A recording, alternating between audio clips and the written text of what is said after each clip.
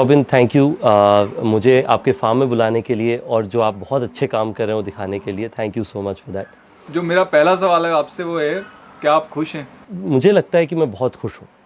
इसमें आपकी जो फाइनेंशियल सक्सेस है उसका कितना रोल है? मुझे लगता है बहुत ही लिमिटेड रोल है, क्योंकि मेरे लिए हमेशा खुशी हो रही है कि मैं जो भी काम करता हूँ क्या उससे मुझे फुलफिलमेंट मिलता है कि नहीं मिलता है। 5 साल पहले मैं जब हमारी बिज़नेस शुरू कर रहा था तो हमारे पास एक भी होटल नहीं था। मैं दिल्ली में एक बरसाती में रहता था। मुझे तब भी जितनी खुशी थी आज भी उतनी ही खुशी है। तो मेरे हिसाब से ऑफ कोर्स फाइनेंशियल सक्सेस आपको हेल्प करता है अपने काम को और हैप्पीनेस और एंथुजियाज्म से करने के लिए, बट मुझे लगता है कि उसका इम्पोर्टेंस बहुत छोटा होता है। तो लोग तो अपनी ज़्यादातर ज़िंदगी जो है वो खुशी के पीछे भागते हुए लगाते हैं। तो अगर आप 5 साल पहले भी खुश थे तो आपकी प्रेरणा क्या थी, क्या मोटिवेशन थी कि आपने ये शुरू किया? मेरे लिए हमेशा जो एक चीज़ मुझे हमेशा डिसएग्रीमेंट रहा है मेरा, कि आप ये कर लीजिए उसके बाद आप खुश हो जाएंगे, वो प्रिंसिपल से मैं कभी भी अपनी अलाइनमेंट नहीं रखता था। हमारे एक मित्र वो मुझे हमेशा कहते थे हमारे देश में हर चीज़ जो है सेटलमेंट की तरफ दौड़ है। आप अगर स्कूल में हैं तो आप 10वीं कक्षा पास कर लें फिर खुशियाँ आ जाएंगी। आप 10वीं कक्षा पास नहीं करते कि लोग कहते हैं कि आप 12वीं कर लो फिर आप खुश हो जाओगे। 12वीं कर लीजिए तो आप सबसे पहले अपनी डिग्री ले लो फिर आप खुश हो जाओगे। फिर जॉब ले लीजिए, फिर शादी हो जाए, फिर बच्चे हो जाएं, फिर बच्चों की कॉलेज हो जाए। तो आप हमेशा परस्यूट में हैं खुशियों की, पर वो हमेशा थोड़ी दूर है, एल्यूसिव होती है। तो मेरे लिए हमेशा ये प्रेरणा थी कि मैं वो करता रहूं जिससे मुझे आज खुशी मिल रही है, और मुझे हमेशा से जो भी मैं काम करूं उससे अगर मैं एक पॉजिटिव इम्पैक्ट क्रिएट कर पा रहा हूं, मेरे लिए वो खुशी रही है। तो वही मेरी प्रेरणा 5 साल पहले भी थी, आज भी है और हो सकता है आगे भी रहेगी। अगर आप अपने खुशी के सीक्रेट को सम करें तो कैसे करेंगे?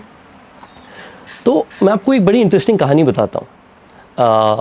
मैं नया नया कॉलेज जाने लगा था, तो 3 दिन गया था। उसके बाद से हर रोज़ मैं कहता था कि मैं 1 दिन की छुट्टी लूँगा और मैं जो ये कंपनी शुरू कर रहा हूँ इसकी तरफ काम करूँगा। तो मुझे एक अजीब सी बड़ी खुशी मिलती थी ये काम करते हुए कि हर रोज़ जो मैं काम कर रहा हूँ उससे मैं 2 छोटे होटल वालों की ज़िंदगी बेहतर करता हूँ, 10 कस्टमर की ज़िंदगी खुश करता हूँ। मुझे उससे इतनी एक्साइटमेंट और एंथुजियाज़म थी कि मैं बाकी हर चीज़ भूल गया था। तो मेरे हिसाब से आपको अपनी खुशी मिली है कि नहीं, उसे मैं हमेशा कहता हूँ द शावर फिलॉसफी की। अगर आप शावर के नीचे हैं और आपको वो चीज़ के बारे में आप सोचना बंद नहीं कर पा रहे, तब आपको उसी आइडिया या परस्यूट से खुशी मिलने वाली है। तो आप उस चीज़ के पीछे पूरी तरह से लग जाएं। तो मुझे सबसे ज़्यादा खुशी उस दिन हुई थी जब मेरे पेरेंट्स आए, उनको पता चला कि मैं कॉलेज ही नहीं जा रहा, तो बड़े नाराज़ हुए वो सबसे पहले तो। फिर उसके बाद मैंने 2 दिन बड़ी कोशिश करी और मैंने कहा कि आप ऐसा सोचिए कि मैं 1 साल का जो है, मेरे कई सारे दोस्त जो हैं 1 साल का ब्रेक ले रहे हैं क्योंकि वो अपनी एजुकेशन या फिर क्वालिफाइंग टेस्ट उसकी तैयारी करना चाहते हैं। मैंने कहा कि मैं जो ये एंटरप्रेन्योरशिप कर रहा हूँ, आप सोचिए कि मैंने 1 साल का जो है ब्रेक ले लिया है। तो हमारे पेरेंट्स ने कहा कि चलो 1 साल आपको अलाउ करते हैं। फिर उसके बाद से of course I never look back, but that 1 year felt to me like ages. मुझे ऐसा लगा कि मुझे सारी ज़िंदगी का जीवन दान मिल गया कि अभी मैं जो करना चाहूँ मैं परस्यू कर सकता हूँ। जो हमारे देश में सक्सेस है वो बड़ा ही यूनिडायरेक्शनल वे में डिफाइन की जाती है कि भाई अगर आपके पास पैसा है तो आप सक्सेसफुल हैं, पैसा नहीं है तो सक्सेसफुल नहीं है। आप सक्सेस को कैसे डिफाइन करते हैं? देखिए, मेरे लिए सक्सेस ऑफ कोर्स हर इंसान के लिए अपनी डिफरेंट पर्सपेक्टिव होती है। मेरे हिसाब से सक्सेस वो होता है कि जिस चीज़ से आपको अगर खुशी मिलती है, अगर वो चीज़ आप परस्यू कर पा रहे हैं और आप परस्यू कर पा रहे हैं as a almost full time job, there is nothing better than that for success.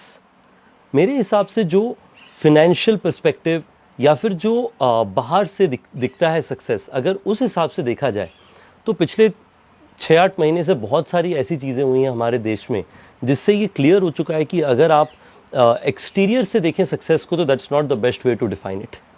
मेरे हिसाब से internal happiness and ability to pursue what you want to truly leads to happiness. और इसमें तो आपका personal experience is something I am sure आपके viewers को बहुत इंटरेस्टिंग लगेगा कि किस तरीके से आपने, बहुत अपॉर्चुनिटीज़ थी आपके पास में, आप यूएस में थे, आप वहाँ से वापस आए और आपने यहाँ पे एक फार्म शुरू किया हुआ है जिससे आप अपनी एस्पिरेशंस को परस्यू कर रहे हैं। That is success. तो मेरे हिसाब से जो भी चीज़ आपको इंटरनल हैप्पीनेस दे, मुझे लगता है कि वो सक्सेस है, चाहे बेशक उसके रिजल्ट्स जो भी रहें। मुझे लगता है कि देखिए जनरली आपको वो फिनेंशियल रिक्वायरमेंट्स तो डेफिनेटिव होती हैं जिससे कि आपको 2 वक्त की रोटी मिल सके। अगर आपके पास 2 वक्त की रोटी नहीं है तो उसके बाद में आप अपनी जो भी एस्पिरेशंस को पूरी करना चाहें मुश्किल है। बट मुझे लगता है उसके आगे जो भी रिक्वायरमेंट्स होती हैं वो सारी चीज़ें मुझे नहीं लगता सक्सेस होती, क्योंकि आपकी human requirement beyond just few limited things is not so much. It is then primarily कि आपको जो चीज़ में खुशी होती है या जिस चीज़ को आप अपनी पर्सनल रुचि समझते हैं उसके पीछे आप अपना समय बिता पा रहे हैं कि नहीं, और उसका हेंस इम्प्लीकेशन एक्सटर्नल तरीके से क्या होता है अच्छा बुरा, मुझे लगता है कि उसका उतना इम्प्लीकेशन नहीं होता है। जो आपका, जिसे मैं कहूँगा top idea of your mind, उसको तो आप परस्यू कर रहे हैं, इसके अलावा आप किसी सोशल मुद्दे से भी जुड़े हुए हैं? मेरे हिसाब से 2 बड़ी चीज़ें जो कि मुद्दे हम लोग कोशिश करते हैं कि हम लोग सपोर्ट कर सकें। समय कम है पर जितना समय में हम जो भी अच्छा कर पाते हैं करने की कोशिश करते हैं। एक है एजुकेशन। अभी एजुकेशन में कई लोग कहेंगे मुझे कि रितेश आप तो खुद ही यूनिवर्सिटी नहीं गए, आप कह रहे हैं दूसरों को कि एजुकेशन बहुत ज़रूरी है। तो मेरा मानना ये है कि देखिए university is very different from education. Education ये होता है कि जिसमें आप नई चीज़ें सीखें, नई स्किल्स सीखें। मुझे लगता है कि वो education is the single biggest way of in the pursuit of happiness. और एजुकेशन को मैं यूनिकली डिफाइन करता हूँ यूनिवर्सिटी से। यूनिवर्सिटी अलग है, एजुकेशन अलग है, और एजुकेशन आपको कहीं पे भी मिल सकता है। मुझे लगता है कि उसके लिए यूनिवर्सिटी की कोई ज़रूरत नहीं है। मुझे सीखने को मिला ज़मीन में, मैंने जाकर के छोटे छोटे होटलों में बड़ी विजिट करी, कस्टमर से मुलाकात करी, उससे मेरे को एजुकेशन मिला। सबको अपनी अपनी तरीके से एजुकेशन मिलता है। दूसरा, मुझे उसके लिए हमने क्या किया है, जितनी छोटी छोटी स्कूल्स हमारे देश के अंदर में डिस्ट्रीब्यूटेड हैं वहाँ पे हम कोशिश करते हैं कि हम उन्हें हेल्प कर सकें। जैसे कि छत्तीसगढ़ के अंदर में बहुत सारे यंग बच्चों को एक सोशल एंटरप्रेन्योर हैं जो उनके लिए रेसिडेंशियल एजुकेशन प्रोग्राम चलाती हैं, जो कि मोस्टली नक्सल इन्फेस्टेड डिस्ट्रिक्ट से बच्चे आते हैं। बट उनके लिए बियॉन्ड दैट स्पोर्ट्स की स्पेशल फैसिलिटी है, क्योंकि हमें लगता है कि वहाँ से जो है बच्चे स्पोर्ट्स में बहुत आगे निकले हैं। जैसे हमारे उड़ीसा से एक बहुत ही पॉपुलर बच्चे थे बुधिया सिंह, जो छोटे से होते थे और बड़ी मैराथन भागते थे। तो इस तरह के बहुत स्किल होते हैं जिनको लोग खोज नहीं पाते। तो उस तरह की एरियाज़ को हमारी कंपनी सपोर्ट करती है, मैं खुद भी सपोर्ट करता हूँ। तो एजुकेशन एक है, और दूसरा मुझे लगता है कि बेहतर लाइफस्टाइल। मुझे लगता है कि हमारे देश में फॉर सम रीज़न बहुत ग्लोरीफाई किया गया है डर्थ ऑफ रिसोर्सेज को, बेसिक रिसोर्सेज को, कि मेरे पास इंटरनेट नहीं था पर फिर भी मैंने एजुकेशन सीखी। मुझे लगता है आज उसकी ज़रूरत नहीं है, और मुझे लगता है कि आज छोटे से छोटे गांव में भी हम बेसिक इन्फॉर्मेशन लोगों को पहुंचा सकते हैं, जिससे लोगों की लाइफस्टाइल और एबिलिटी टू लिव बेहतर हो सके। जिसके लिए हम लोगों ने क्या किया, जितनी सरकारी स्कूल्स हैं बड़ी सारी जगहों में, उनको उनकी जो है हम इंटीरियर्स बेहतर कर देते हैं, जिससे कि जो बच्चे पढ़ने आए उनको ये ना लगे कि अच्छा मुझे अभी स्कूल जाना पड़ेगा, इतनी मुश्किल सी चीज़ है। It should be an exciting place for them, कि वहाँ पे जाना हमें हैप्पीनेस के पास में लेकर के जाता है। तो ये 2 चीज़ों में हमारी रुचि है, जिसको हम कोशिश करते हैं जो भी छोटी लेवल पे हम मदद कर सकें हम करें। ग्रेट। अब हमारे यहाँ जो वॉलेंटियर्स आते हैं ना, मैं उनसे एक सवाल पूछता हूँ कि भाई आपको आज $2 मिलियन मिल जाए तो अब आप क्या करेंगे? मैं आपसे पूछूंगा तो आपके पास तो $2 मिलियन है। आप मुझे ये बताओ कि आप अपनी लाइफ में कोई बदलाव लाना चाहो तो वो क्या होगा? लोगों के अंदर में एक पर्सपेक्टिव ऑफ अंडरस्टैंडिंग, लिसनिंग, और सबसे ज़्यादा परसेवरेंस हम कैसे लेकर के आए, पेशेंस। जो भी हर इंसान के अंदर अपने दिल में एक चाह होती है कुछ नया करने के लिए, मेरे अंदर में भी थी, मैं भी कोशिश करते जा रहा हूँ उस रास्ते में। मुझे लगता है कि way too many people give up too early. बहुत जल्दी लोग अब गिव अप कर देते हैं। वो 1 साल कोशिश करते हैं, 4 महीने कोशिश करते हैं, फिर कहते हैं कि बड़ी मुश्किल लग रही है, तो I should go back to my past life. मैं हमेशा कहता हूँ कि अगर आप कोशिश करते रहें, there is always light at the end of the tunnel, but you have to keep digging hard enough. तो मेरे हिसाब से अगर मैं चाहूँ कि मेरे आसपास के लोगों में और मेरे अंदर में भी अगर एक चीज़ को मैं बेहतर करना चाहूँ, वो है परसेवरेंस। तो मैं हमेशा कहता हूँ हमारे लिए जो ट्रू है, मुझे लगता है जनरली सबके लिए ट्रू है, every overnight success is at least a 10-year-old story. क्योंकि लोगों को लगता है कि ये तो ओवरनाइट सक्सेस है, कल ही शुरू किया और आज देखो सक्सेसफुल हो गया, पर उसके पीछे बड़े सालों की फेलियर्स, मिस्टेक्स, चैलेंजेस एग्जिस्ट करती हैं। मेरे कुछ कॉलेज के मित्र थे ना, वो हमेशा से कुछ बड़ा करना चाहते थे। अब मुझे कॉलेज पार किए हुए लगभग 20 साल हो गए, वो अभी भी कुछ बड़ा करना चाहते हैं, उन्होंने शुरू नहीं किया। इस बारे में आप क्या कहना चाहेंगे कि लोग सीधा सिक्सर मारना चाहते हैं, is that the right approach? देखिए, एस्पिरेशन सिक्सर मारने की ज़रूर होनी चाहिए, पर उसके लिए 10 ओवर तक डिफेंस भी करना ज़रूरी है कि अगर आप क्रीज पे खड़े रहेंगे तभी आप वो एक बॉल खोज करके या तो आप फॉर्म में आ जाएं या तो बॉलर एक बुरी बॉल डाल दे, वो दोनों का इंतज़ार करना पड़ता है। तो मैं भी चाहता था कि मैं कुछ बड़ा करूं, पर मेरे लिए बड़ा का डेफिनेशन अलग था। जब मैंने पहली होटल शुरुआत करी तब मुझे किसी ने आके कहा कि ज़िंदगी में आप कितने होटल खोलना चाहते हैं? मैंने कहा 10 अगर होटल खोल लिए मैंने तो मैंने ज़िंदगी में कुछ बड़ा कर दिया होगा। तो बट उसके साथ में आप 10 तक गए तो उसके बाद में आपकी होराइजन थोड़ी और बड़ी हुई, थोड़ा आपने और देखा। पर इन सब में जो सबसे इम्पॉर्टेंट चीज़ होती है, मुझे शुरू में एक हमारे मित्र थे जिन्होंने एक बड़ी अच्छी बात कही। मैं बहुत समय तक बात करता रहता कि ऐसी कुछ नई चीज़ करनी है, ऐसी करनी है। तो मुझे कहते थे कि देखिए ना, दो चीज़ें हो सकती हैं, या तो आप वो इंसान होंगे जो रेस्टोरेंट में डिनर के ऊपर कहेंगे कि ये आइडिया मेरे पास भी आई थी पर मैंने किया नहीं, या फिर आप वो हो सकते हैं जो कह सकते हैं कि ये आइडिया आई थी और मैंने कर लिया। क्या आप कभी वो इंसान बनना चाहते हैं जो रेस्टोरेंट में कहें कि ये आइडिया मेरे पास आई थी? तो मेरे अंदर हमेशा से ये बिलीफ रहा है कि मैं वो इंसान बनना चाहता हूँ जो कभी ये क्रिब नहीं करेगा। I never want to regret. तो मुझे कई लोगों ने आकर के कहा है पिछले 5 सालों में कि रितेश, ये ना मैंने सोचा था कि देश में बजट कस्टमर के लिए एक साफ सुथरा होटल चेन होना चाहिए। तो मैं उन्हें प्रोत्साहित करता हूँ, मैं कहता हूँ कि आप आज भी शुरू कर सकते हैं। आज भी भारत के कस्टमर के पास में बड़ी तकलीफ है, आप आकर के उन्हें मदद तो करें। तो मुझे लगता है कि वो आइडियाज़ को लेकर के people should make that jump. ज़्यादा से ज़्यादा क्या होगा, आप फेल हो जाएंगे, फिर आप वापस अपनी नौकरी में चले जाएं, पर आप जो सीख करके जाएंगे दैट विल बी इनवैल्यूएबल। पर फिर भी कुछ शुरू करना ना, द फर्स्ट स्टेप वो सबसे हार्डेस्ट रहता है, जो पहला कदम उठाना होता है। उसके बारे में आप क्या कहेंगे? उस डर से कैसे आगे निकले? देखिए, डर तो हमें भी बहुत था, और शायद आज भी जब हम हमारी कंपनी के अंदर में भी कुछ नया शुरू करते हैं उससे बड़ी डर लगी रहती है। पर मेरे हिसाब से मैं इसे हमेशा एक रिस्क वर्सेस रिग्रेट फ्रेमवर्क में देखता हूँ। उसका मतलब ये है कि मैं अपने दिमाग में सोचता हूँ कि अगर मैं ये रिस्क नहीं लूँ तो क्या मैं हमेशा उसे रिग्रेट करूँगा या नहीं करूँगा। अगर मुझे लगता है मैं उसे रिग्रेट करूँगा, मैं कभी रिग्रेट नहीं करना चाहता, तो I will take the risk. अगर कभी ऐसा रिस्क है जिसको मैं लेकर के सोचूं कि अच्छा अगर ये रिस्क ले लिया और अगर नहीं लिया होता तो रिग्रेट नहीं होती। मान लीजिए ऐसा होता कि मतलब जैसे मुझे शुरू से कभी एक ऐसा एस्पिरेशन था कि हम जो है होम्स के अंदर में कुछ एक स्पेसिफिक डिज़ाइन को एक specific area of the house में लेकर के आए। वो अगर ना करूँ मैं तो मेरे अंदर रिग्रेट नहीं है, तो मैं उसके लिए उसे आज तक मैंने करी भी नहीं है। शायद कभी ज़िंदगी में मौका मिले तो ज़रूर करेंगे। पर एट द सेम टाइम अगर मैं हमारे कस्टमर्स के लिए यूरोप में वेकेशन होम्स नहीं लेकर के आता तो मेरे अंदर बड़ी रिग्रेट रह जाती है। तो वो मैंने ज़रूर किया और हमारे लिए बड़ा अच्छा भी किया है वो। पर risk versus regret is very important. तो मेरे लिए हमेशा ये था जब मैं शुरू कर रहा था कि if I don't do this now I will regret all my life. मैं रिग्रेट नहीं करना चाहता। आपको डिस्करेज करने वाले भी बहुत लोग रहे होंगे?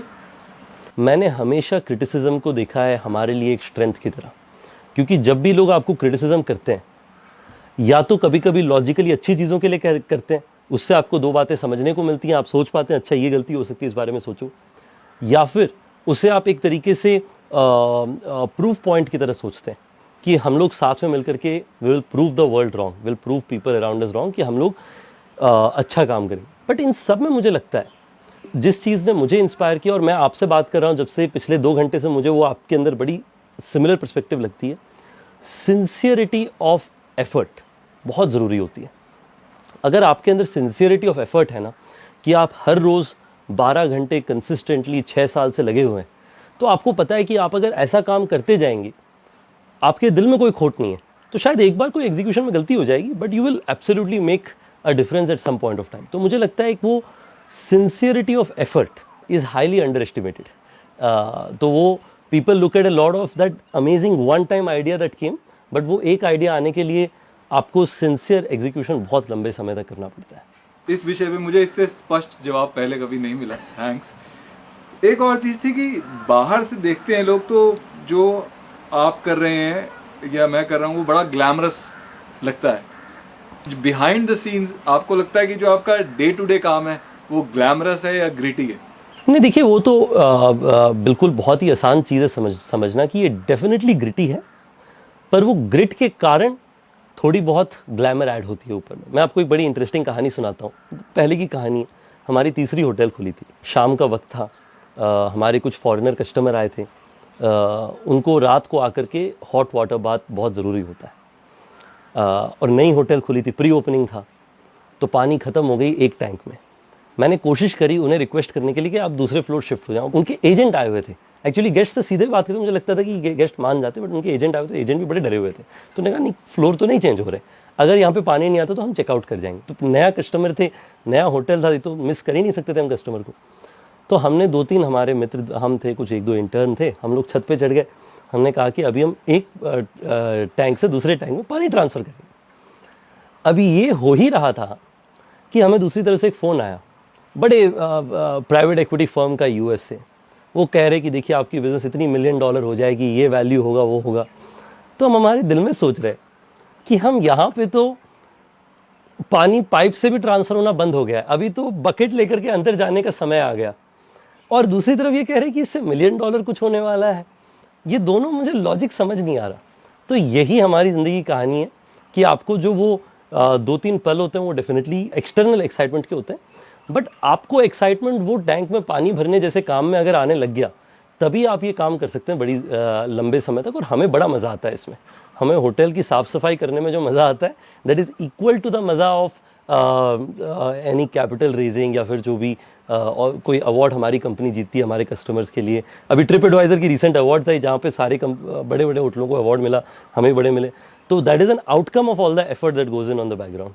मेरा आपसे आखिरी सवाल ये है कि आपके पास एक जादू की छड़ी आ जाए जिससे आप कोई भी एक विश मांग सकते हैं दुनिया के लिए, व्हाट वुड दैट बी?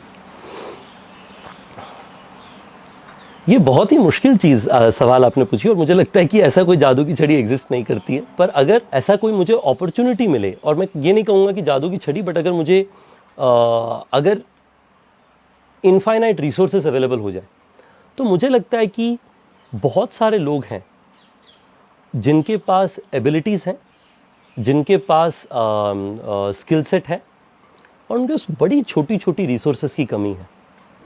और मैं उड़ीसा से ताल्लुकात रखता हूँ, वहाँ से बचपन में पले बड़े। वहाँ पे एक छोटी शहर है रायगढ़ नाम की, 70,000 लोग रहते हैं वहाँ पे, टोटल पॉपुलेशन है। वहाँ पे मैं देखता था कि लोगों के अंदर इतनी स्किल थी, पर बेसिक रिसोर्सेज नहीं अवेलेबल हो पाते थे। बेसिक रिसोर्सेज यानी मोबाइल फ़ोन जिससे हम वीडियो देख सकें या फिर हमारी ईमेल्स को ट्रांसमिट कर सकें, जो कि आज भी शायद पूरी तरीके से देश भर में नहीं है। हमारे शहर में तो ऑफकोर्स बहुत डेवलपमेंट हुआ, मुझे लगता है सारे देश में हुआ है, पर मुझे लगता है और भी वो मौका है, और ऐसे बहुत सारे और देशों में इश्यूज़ हैं। मुझे लगता है बेसिक बेयर मिनिमम रिसोर्सेस सबको मिल पाए, जिससे कि ट्रूली जो लोग जीते ज़िंदगी में उनके अंदर स्किल सेट हो, इसलिए वो जीते। वो मेरा एक ट्रू ड्रीम है, जो मुझे पता नहीं शायद हमारे पास पूरी एबिलिटी है कि नहीं, कई सारे लोगों में एबिलिटी है कि नहीं वो पूरा करने के लिए, और मुझे लगता है वो मेरा एक जेन्युइन विश है।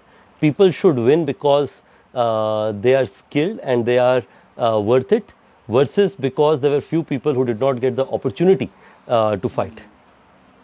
सबको इक्वल अपॉर्चुनिटी मिले बराबर से। हाँ, अपॉर्चुनिटी ज़रूर मिले, फिर उसके आगे फिर जिनकी क्षमता हो वो आगे जाएं, पर अपॉर्चुनिटी मिलनी चाहिए। थैंक यू, आपने इतना टाइम दिया। आई एम श्योर हमारे नहीं, बहुत बहुत धन्यवाद, आपने मुझे बुलाया आपके साथ में। Thank you. हमारे जो यंग व्यूअर्स हैं, I think they can really get motivated. और इस समय ये वक्त भी है जब बहुत से लोगों के पास रोजगार नहीं है और उन्हें इस मोटिवेशन की और मार्गदर्शन की जरूरत है। मैं चाहता हूँ ज़्यादा से ज़्यादा लोग जॉब क्रिएटर्स बने आपके जैसे। मुझे लगता है कि हमारे देश के लोगों के अंदर इंट्रिंसिक स्किल है जॉब क्रिएटर बनने की। मेरी भी कोशिश है उसके पीछे कि हम कैसे उसमें मदद करें। तो I wish you all the very best. Thank you so much. Thank you. बहुत से लोग हमें कहते हैं कि आप ये वीडियोस YouTube पे क्यों नहीं डालते, तो हमने YouTube पे अपना चैनल बना लिया है। चैनल का लिंक है youtube.com/peoplefarm।